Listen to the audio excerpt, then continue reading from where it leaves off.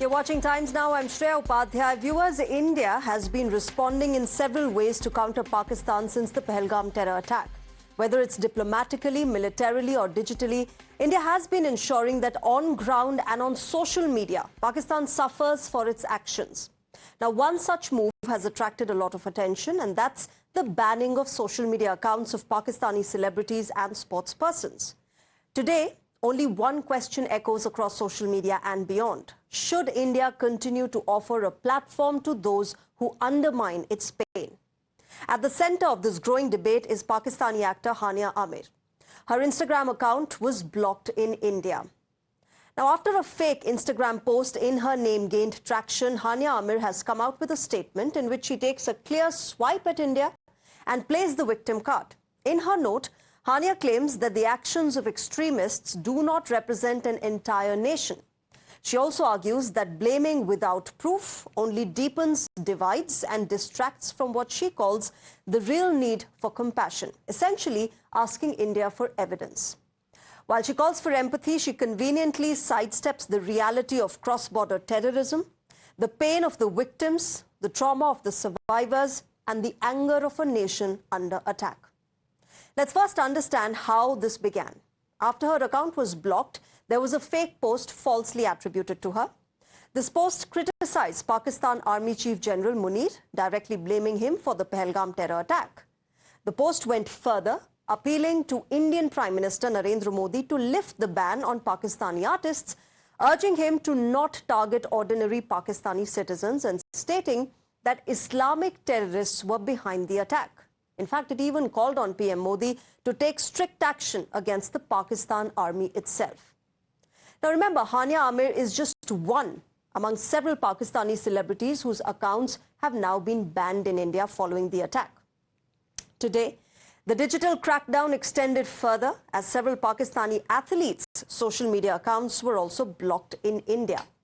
Take a look at this. Babar Azam's Instagram is blocked. Mohammad Rizwan's Instagram account is also blocked in India.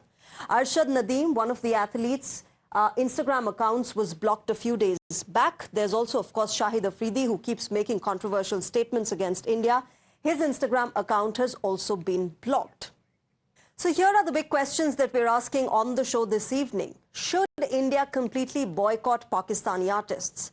Why should celebrities from across the border continue to enjoy Indian fame, fanfare and platforms while refusing to call out the terror breeding on their own soil? Will banning artists truly have an impact, or is it just merely symbolic gesture? Why do many Pakistani actors remain tight-lipped on terror and instead flip the narrative, blaming India for their domestic failures? These are the big questions that we are asking on the show this evening. On the broadcast, I'm joined by Lalit Ambardar. He's an activist. We're also being joined by Faraz Saeed in a short while from now from Pakistan. Lalit Ambardar, let me begin with you in asking what you think of these, such moves of banning social media accounts. Do you think they have an impact? Do you think they're merely symbolic?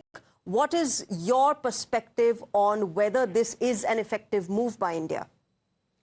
See, this is not symbolic at all. In the contemporary sense, propaganda, misinformation, cyber attacks, and honey trapping is as vital to the war today as drones are. The wars are not going to be fought, is not being fought only in sun, in sky, on ground or on sea. It will be digital warfare, and it's already on. And we have to be very, very careful. There's so many, I know, in the Vasudeva Kudupakam, secular, left liberal mindset we have in India, many of them who have been, following Pakistanis. For example, PTI Prime Minister Imran Khan, when the Bombay's glitterati, you trinkle their champagne glasses with him. You know what he used to say? He has written about it, that whenever we took run up to the ball to Indian batsmen, we always had Kashmir on our mind. This is Pakistan. Okay. This is always they had on their mind. And now how we are reacting, this is very important to cut off their links with the population, because it's all misinformation. It's not trolling. Please understand, it's not trolling. It's a deliberate attempt to do misinformation, to convey, to create discontent in the population. Okay. Number one, you showed this Afridi. He claims when he was last year, he was in Muzaffarabad and in Pakistan occupied Kashmir, and he said he proudly claimed in front of the crowd, announced that he's son of Ghazi Kashmir. You know who are Ghazis as per Islamism, theory of Islamism? The one who kills kafirs. So if that is the kind of a person you are talking to, he's no more a cricketer. Okay. He's no more let me get in Faraz Saeed into this conversation. Faraz, how fair is it, do you think, for Pakistani artists and sportspersons to enjoy the kind of popularity and fanfare that they do in India, the kind of revenue that their films generate here in India, and then not take accountability when it comes to Pakistan-sponsored terrorism on Indian soil? And instead, they're asking, the likes of Hania Aamir are asking India for evidence before blaming Pakistan. We've had ample evidence against Pakistan-sponsored terrorism. I mean, to begin with, it's of course government of India's prerogative whether to ban or unban accounts from Pakistan, be it celebrities, be it politicians, be it any. I mean, it's government of India's prerogative, and it's their modus operandi. And every government of any nation state reacts differently. So it's their prerogative. As far as the celebrities are concerned and how they've reacted to the situation, we need to understand that they live in Pakistan, and they have to, pander to the local audience. As much as I would agree that the digital footprint reach across India, and there's a good big fan following from the Indian audience as well. But when it comes to India versus Pakistan standoff, even when we see that the two cricketing nations play on any ground, it's always India versus Pakistan. The Indian celebrities want the Indian team to win. The Pakistani celebrities want Pakistan to win. And when it comes to a serious standoff, when it comes to military versus military, of course, I don't blame Pakistani celebrities from if they side with the Pakistan army and if they want Pakistan to be victorious in this standoff. So I believe the celebrities are right on there, and the government of India banning these accounts let me understand from you, why is it so difficult to just condemn terror? Why is it so difficult to sort of call out terrorists as they are?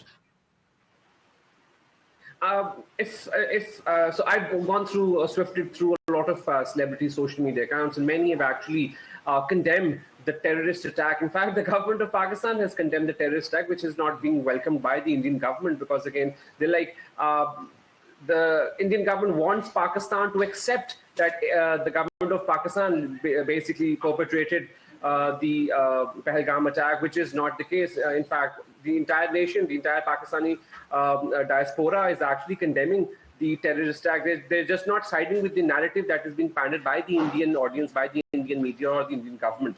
That's the difference, I think, which is why the... So I'll tell you, Faraz, you and I cannot decide whether government of Pakistan or Pakistani army perpetrated this kind of attack. Evidence does, and India and Indian government have been giving out dossier after dossier, proof after proof, that the Pakistani army and ISI have been involved when it comes to terror attacks on Indian soil.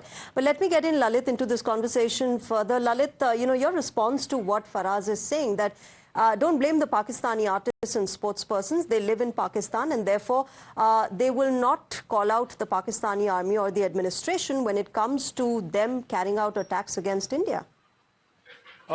Just one counter on that Pakistan has condemned the Pahlgam attack, but why should we accept that we did it? This is what he wants to convey. Let me remind him that their Minister of Foreign Affairs, in the same breath, when he said he condemned the attack in he said it in the Congress, in the Senate, Pakistani Senate, that when he condemned the Pahlgam massacre of Hindus, and he said that we pursued UNSC not to name the Lashkar-e-Taiba proxy resistant front. Why was he doing it? What are they? Are they related to him?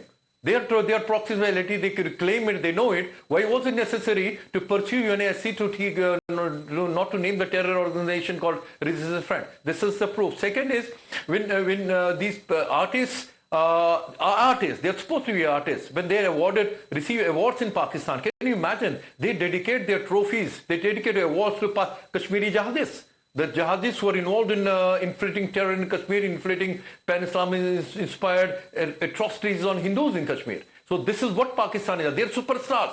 They just hail and say this is to Burhan Wani, this is the name of that, all in the name of pan-Islamism-inspired supremacy and exclusivity. And that is the difference. Our stars don't do it. We don't do it. We have a fan following in Pakistan, and we have been, in fact, when Imran Khan had launched his campaign to get his hospital named after his mother to be, fund for that. Whole Bombay Indian film industry was in Pakistan, tried to campaign for it. That's India. And knowing well what Imran Khan is, I quoted you earlier, Imran Khan himself, whenever he bowled the Indian batsman, he took run up to the Indian batsman. He always had Kashmir on mind. In spite of that, our actors went, superstars, including Amitabh Bachchan, went to Pakistan and promoted the hospital in the name of his mother.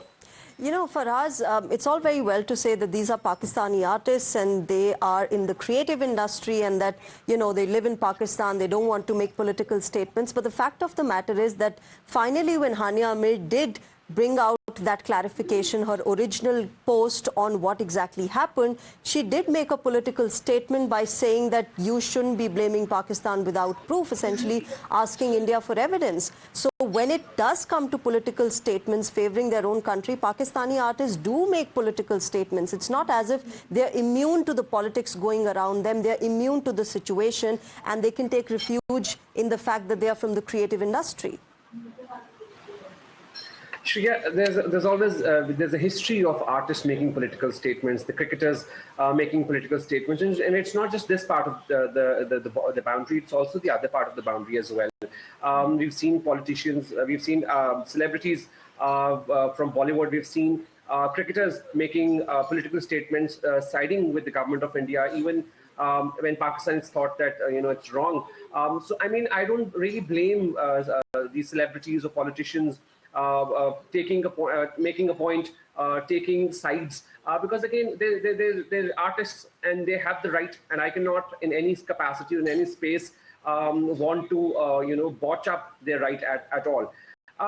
In fact, what I think is instead of holding Pakistani celebrities accountable, how about there should be voices that, Indian celebrities who are wearing Pakistani celebrities, who are donning clothes of Pakistani artists who should condemn and should come out saying that we're not going to use or consume Pakistani products made by Pakistani artists, or at least stops listening to the music or the content that is being produced by the Pakistani artists. I mean, let's not hold accountable. Sure, perhaps that's also going to happen one by one. It's just the start of how digitally India has been countering Pakistan.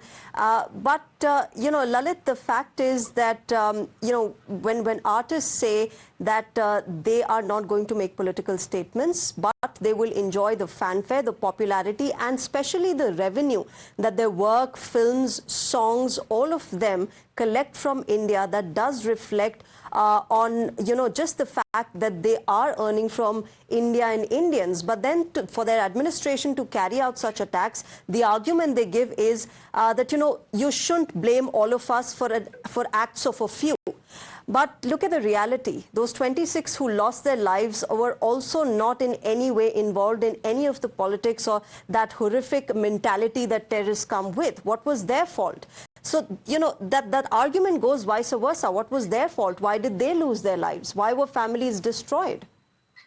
See, you have to understand, artists are also human beings. You got to understand when the partition happened, the celebrities who were celebrated in Bombay, they chose to go to Pakistan. The celebrities who were in Lahore film industry. In fact, Lahore industry was more prominent than Mumbai that time. And then they chose to return back. Obviously, Hindus came here and Muslims went there. But yes, Dilip Kumar Yusuf Khan chose India, not Pakistan. But at the same time, you have to understand, you can't keep bleeding on the one hand. You can't keep bleeding India, and then at the same time you want to earn through revenue through the digital outreach or through films. India, this is not going to happen, not anymore. And let me remind, not once have any Indian actor or Indian artist condemned or even criticized Pakistan in any capacity till date. It's just that this Pahlgam massacre Can you imagine cold? But it was a Yes, Hamas, yes.